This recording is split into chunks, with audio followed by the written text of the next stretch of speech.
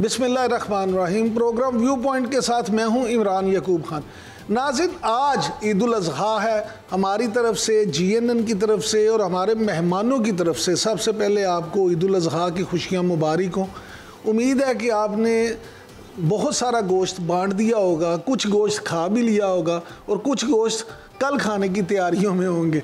आज हमने ईद की मुनासबत से स्टूडियोज़ में ऐसे दो मेहमानों को मदऊ किया है कि जिनसे आपकी और हमारी ईद की खुशियाँ दुबाला हो जाएं।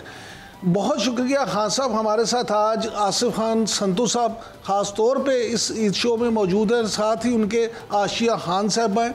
इन दोनों का तारुफ मैं आपसे ये करवा दूं कि आसिफ अली संतू साहब जो हैं वो तो किसी भी तारुफ के मोहताज नहीं। अल्लाह ताला ने इनको जितनी इज़्ज़त से नवाजा है और अपनी फील्ड में इनको जितना नाम दिया है उतनी मकबूलियत कम लोगों के हिस्से में आती है। आशिया खान साहबा की बात करें तो इनका ताल्लुक़ शाम 84 घराने से है, जिसका बरसगीर की मौसीकी में एक माना हुआ नाम है। इसके अलावा मलका तरन्नुम नूर जहान की अगर हम बात करें तो उनके पोते इनके मियाँ साहब हैं, तो उस हवाले से भी इनका ताल्लुक है बहुत बड़े घराने से बनता है। तो हाँ साहब, आपसे शुरू करते हैं। पहले तो आपको भी बहुत ईद मुबारक हो जी। हाँ साहब, ये फरमाइएगा कि ईद का दिन कैसे गुजरता है? पुराने यार दोस्तों से भी मुलाकात होती है, महफिलें जमती हैं या कैमोफ्लेज ज़िंदगी गुजारते हैं? पहली तो बात है ये आपका GNN का बड़ा शुक्रिया, आपका शुक्रिया आपने हमें बुलाया है और ईद की इन खुशियों में हमें शामिल किया। और जहाँ तक ताल्लुक़ है यारों दोस्तों का, अब वो दोस्तियाँ नहीं रही, तो वो वक़्त बहुत चेंज हो गया। कोशिश करते हैं कि जो पुराने दोस्त हैं, जो पुराने अजीज़ हैं, उनसे मिला जाए, मिलते भी हैं, पर वो कशिश नहीं रही, तो फिर भी हम मिलते हैं सब। हाँ जी। तो कुर्बानी खुद करते हैं या कसाब को बुलाते हैं? मैं ये अच्छा सवाल है। हम लोगों की कुर्बानी करते हैं, बकरों की। हम कसाई को बुलाते हैं जी, वो जो करता है सारी कुर्बानी। तो अल्लाह का शुक्र है, अल्हम्दुलिल्लाह। बच्चों को बड़ा शौक़ है, मेरे बेटे को, बेटियों को बड़ा शौक़ है कि वो जानवर, वो जो जब बकरे लेके आते हैं तो उनकी ईद हो जाती है, उसी दिन से उनकी ईद शुरू हो जाती है।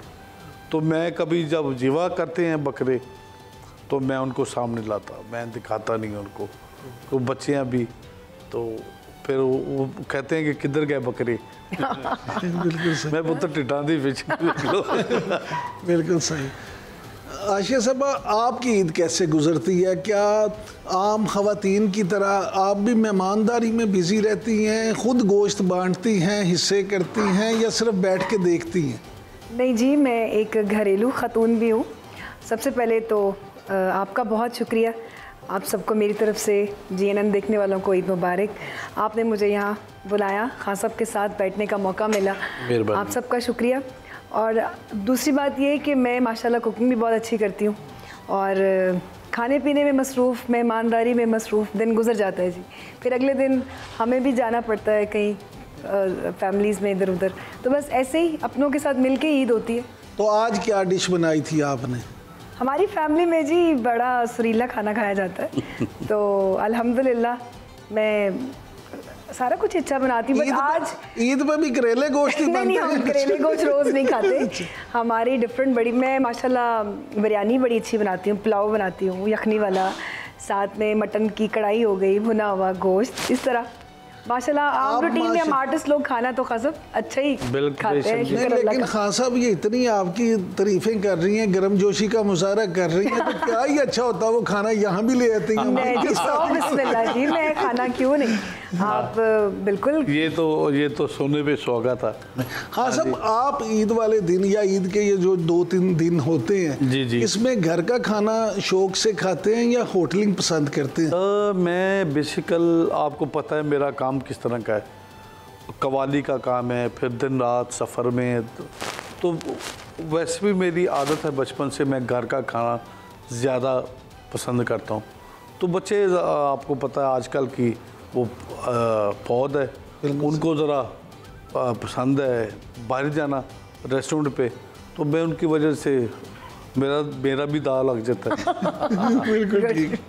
तो हाँ साहब, ये फरमाइएगा कि आम घरानों में आजकल जो है ना ये बड़ा मसला है, जिस तरह आपने कहा कि नई पहुँच जो है वो तो हर वक्त जो है ना घर में बेल ही होती रहती है, कोई ना कोई होम डिलीवरी वाला जो है वो आया रहता है। बिल्कुल बिल्कुल, ये आपने सेम मेरे घर वाली बात की है कि हर वक्त डिलीवरी वो 24 घंटे। घर का खाना आजकल की जनरेशन को तो खान साहब मेरा ख्याल इतना पता ही नहीं है बच्चों को, पता ही नहीं है उनको। ये तो हमारी माओ ने हमें हाँ जी, और खाना भी सिखाया और खाना भी सिखाया। बिल्कुल, वैसे भी खास तौर पे अगर आप देखें तो ये जो मटन है या बीफ, इनसे तो वैसे कहते हैं बच्चे जी आजकल के नहीं पसंद करते मेरे ख्याल से। बिल्कुल जी, बच्चे मेरे बेटे माशाल्लाह वो खाते हैं चिकन जी, लोग शौक से खाते हैं। बटन खाते हैं, बेटियां तो बिल्कुल चिकन वो देखा ही उन्होंने। हाँ जी, चिकन खाते। ये आजकल फास्ट फूड बहुत बच्चे शौक से खाते हैं, लेकिन घर का खाना तो मेरे ख्याल से बेस्ट है। बिल्कुल।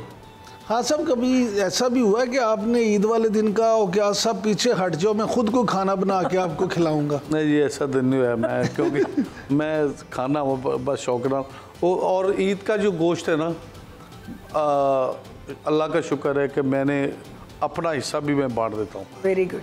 अल्लाह का शुक्र है, मेरी बीवी भी मेरे साथ होती है, बच्चे भी, हम अपना हिस्सा ही जो है ना वो भी जिनको जो इसके हकदार हैं उनको दे देते हैं, अपना हिस्सा नहीं रखते हम। बड़ी अच्छी बात है। आशिका साहब, आप जो हैं वो खुद कुकिंग करती हैं ईद वाले दिन? जी मैं करती हूँ, बिल्कुल। मैं जब भी फ्री होती हूँ मैं कोशिश करती हूँ कि मैं अपने बच्चों के लिए, अपने हस्बैंड के लिए खुद पकाऊँ। अच्छा हाँ साहब, आपके वालिद मोहतरम जो थे उस्ताद मंजूर हुसैन संतू खान साहब, वो खुद एक बड़े नामवर और मकबूल कवाल थे। बिल्कुल। लेकिन आप शागिर्द उस्ताद नुसरत फ़तेह अली खान के हुए, ये क्या मामला है?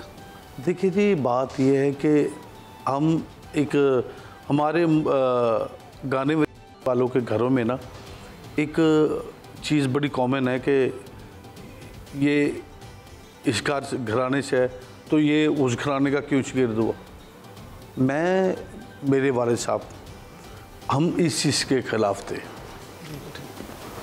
इल्म हासिल करना चाहिए, चाहे चीन जाना पड़े। वाह वाह वाह।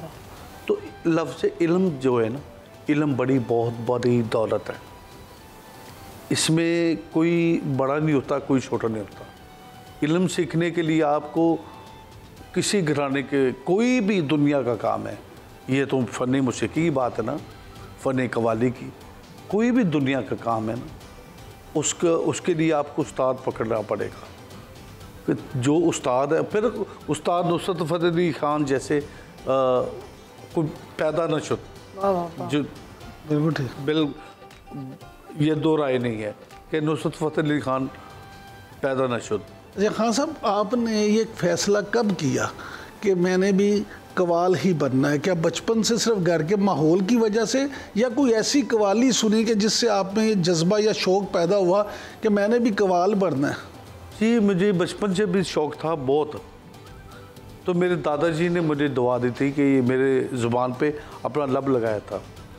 तो ये बातें हम आम नहीं करते, बहरहाल आपसे कर रहे हैं कि आपने सवाल किया है।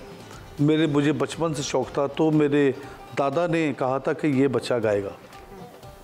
तो बस उनकी दुआएं, उनकी मेहरबानी।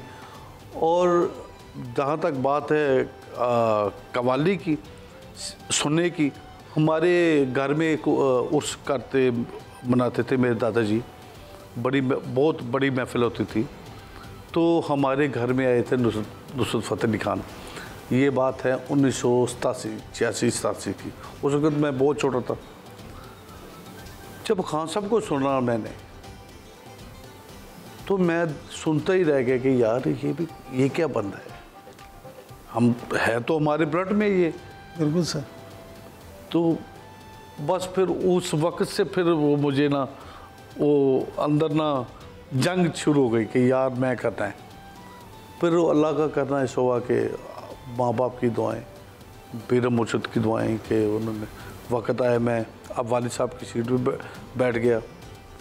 तो फिर मैं फ़ैसला किया कि मुझे खान साहब से सीखना है। हालांकि मेरे फैमिली में बड़ी जंग सी छिड़ गई। मेरी फूफो भी बढ़िया और मेरे और भी रिश्तेदार आ गए जी, तुसी संतू खान दे पोते तो तुसी। हमें बड़ी बातें सुननी पड़ी पर हमने इसमें तवज्जो नहीं दी। जब खान साहब को कहा कि मेरे वालिद साहब ने, उन्होंने कहा जी 100 से मिला। उन्होंने फिर मुझे अपने बेटों की तरह सिखाया।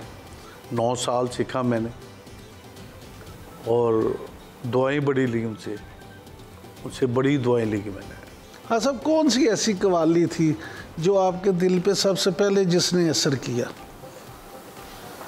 कवाली थी उनकी एक, उन्होंने ना सिर्फ पढ़ी थी हाँ अहमद के आहद में क्या समझूं, अहमद के आहद में क्या समझूं, ये कौन है मीम की चिलबन में, हैरत के हजा साया भी नहीं, लगता वह इंसान देखन में। वाह। तो वो कवाली थी हमारे घर में, तो बस अजीब समा था वो। मैंने इस तरह की कवाली नहीं पहले सुनी थी। मैंने फिर उसी दिन फैसला था मेरा, मैं बात शागिर्द होना है तो खान साहब कौन है।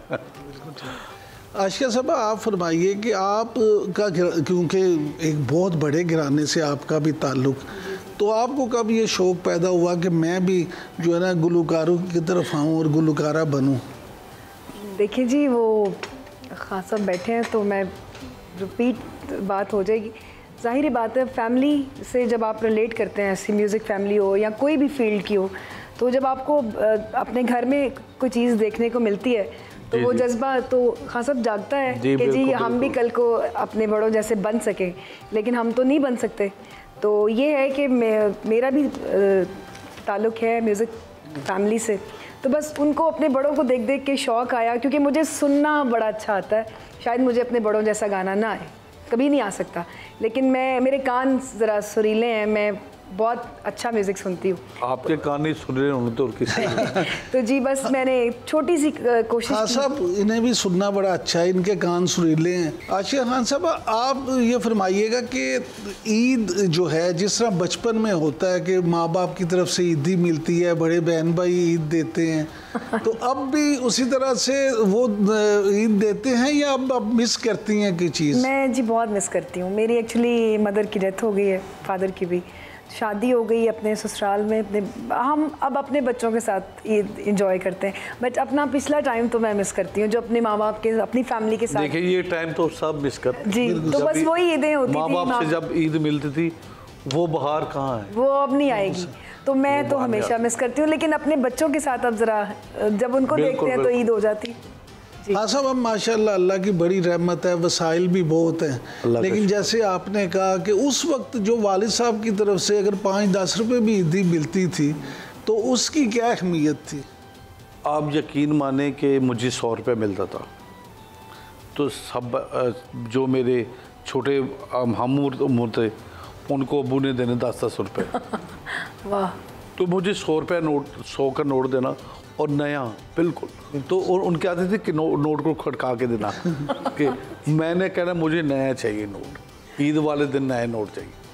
तो उसने कहना ले भी आसफ, मुझे प्यार से कहते थे बाबू, तो मुझे कहते ले भी बाबू ऐ तो ईदी।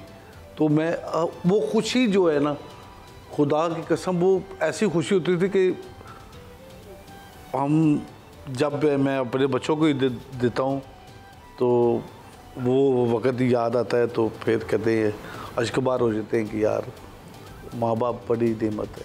आप भी खड़का के दे दो कि उनसे दे दो? वो जी वो खड़का लेते हैं पहले। बिल्कुल सही। अच्छा हाँ साहब, गुजारिश ये है कि आप माशाल्लाह आपकी वजह से अगर मैं ये कहूँ कि संतू फैमिली को पूरी बड़ा मुकाम मिला, और अब माशाल्लाह कम से कम इस वक्त 2 दर्जन के करीब संतू खासा भी सुन मार्केट में। नो डाउट, सच्ची बात। दो दर्जन संतू नहीं। तो इस पे क्या महसूस करते हैं? देखिए जी, बात ये है कि रिज़्क इज़्ज़त अल्लाह के हाथ में। कोई बंदा किसी का रिज़्क नहीं छीन सकता, कोई बंदा किसी की इज़्ज़त वक़ार नहीं छीन सकता। जो अल्लाह जब देता है जो रिज़्क देता है, जो भी कुछ है अल्लाह का है, अल्लाह के करम से है। और पवित्र पाक के सदक़े में, मेरे मुर्शद पाक के सदक़े में, माँ बाप की दुआओं के सदक़े में इस बंदे को मिलता है। तो मत ये कोई सोचे कि को इसका रिज़्क, यकीन माने आप, मैंने कभी इस तरह की बात नहीं की। जब से ये ज़्यादा संतु हो गए हैं ना मार्केट में, आपने कहा ना दूर तक, ये तो हाथों पे है ना, तो जो वैसे संतु है वो अलग है। खुदा की कसम, मेरा काम उतना ज़्यादा हो गया। माशाल्लाह। मेरा इस पे ईमान है, मेरा रिज़्क इज़्ज़त अल्लाह के हाथ में है। रिज़्क और इज़्ज़त सब कुछ अल्लाह के हाथ में है। मज़ीद गुफ्तगू करेंगे लेकिन एक ब्रेक के बाद। Welcome back. हाँ साहब, आपने एक ट्रस्ट भी बनाया है और फलाई काम पे भी आप काफ़ी तवज्जो दे रहे हैं, थोड़ा सा उस पर रोशनी डालें। ये हमारा ट्रस्ट है, अल्लाह का शुक्र है, मेरे पीर मुर्शद सैयद सलमान अली शाह साहब, उनका वो ऑनर है। सैयद आदिल मेहंदी शाह साहब उनके वो दामाद हैं, उनके बेटे बीबी जी शाह बानो उनकी बेटी हैं। तो मैं उस ट्रस्ट का एम्बेसडर हूँ। तो अल्लाह का शुक्र है बड़ा, बल्कि मैं नौकर हूँ उनका। तो ये उन्होंने मुझे इज़्ज़त दी है कि मुझे एम्बेसडर बनाया। तो हम, अल्लाह का शुक्र है, हमारा ट्रस्ट पिछले 30-35 साल से काम कर रहा है और बिल्कुल फ्री। और साथ हमारा हॉस्पिटल भी है बदुमरी शरीफ में, अली अहमद शाह हॉस्पिटल, हमारे पीर मुर्शद के नाम पे हॉस्पिटल है। वहाँ टोटल फ्री इलाज होता है, टोटली फ्री इलाज।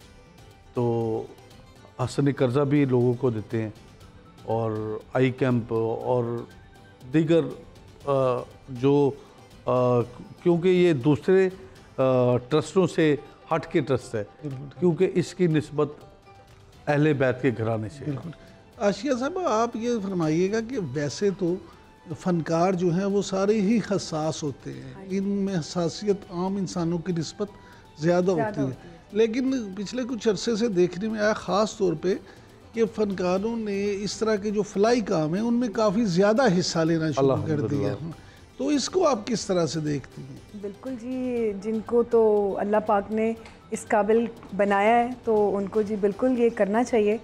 और मैं समझती हूँ कि जितनी भी आप किसी की दुआ ले लें उतना ही कम है। और अल्लाह मियाँ जो लोग इन कामों में हिस्सा ले रहे हैं उनके काम में दिन ब दिन अल्लाह और इजाफ़ा करे। और आपको इन जितनी भी चीज़ें हैं, ये जो गरीब लोगों के लिए, आवाम के लिए कुछ ना कुछ जी करना चाहिए जिनको खुदा ने इस काबिल किया है। तो मुझे भी अल्लाह इस काबिल करे तो जी मैं भी हर तरीके से एज ए आर्टिस्ट भी पार्टिसिपेट करने में तैयार हूँ। मुझे अगर कोई कहे तो हम भी हाजिर हैं। बाकी जो कर रहे हैं अल्लाह मियाँ उनको और तरक्की दे। वो करेंगे एक ब्रेक के बाद। Welcome back. हाँ साहब, अपने अलावा कौन सा गुलकार पसंद है, किसी को सुनते हैं? जी, मुझे गुलकार सबसे पहले तो उस्ताद नुसरत फ़तेह अली खान, मेरे दादाजी, वाली साहब और रफ़ी साहब को सुनता हूँ, किशोर साहब को और लता जी को बहुत सुनता हूँ। जो मेरी मोस्ट फेवरेट है वो लता जी, लता मंगेशकर है। हाँ जी। और मैडम नूरजहां। कौन सा गाना सबसे ज़्यादा पसंद है जो बार बार सुनने को जी जाता हो? लता जी का कोई ऐसा गाना नहीं है जिसको हम कहें कि बार बार सुनने को नहीं दिल करता। वाह। अच्छा हाँ साहब, ये फरमाइएगा कि 350 साल से आपका ख़ानदान जी कव्वाली के साथ वाबस्ता है। जी। तो कभी ये ख्याल भी आया कि कव्वाली की ये जो सिन्फ है इसका ख़ानदान के साथ इतना ताल्लुक़ है, लेकिन दूसरे जो गुलकार हैं, दूसरे जो मुख्तलिफ मौसीकी के शोबे हैं, उसमें किसी ने उस तरह से नाम नहीं बनाया? बेसिकल मैंने बात की है कि हम जो फ़न कव्वाली है ना, ये बड़ा डिफ़िकल्ट, सबसे मुश्किल सिन्फ है। तो इससे निकल के तो दूसरी तरफ हाथ मारना तो वो बड़े हौसले की बात है। तो ये काम पूरा हो जाए तो बड़ी बात है। हम कर रहे हैं ना थोड़ा बहुता सोलो ये वो जो ट्रैक की है, तो ये बड़ा बच बचा के करते हैं हम।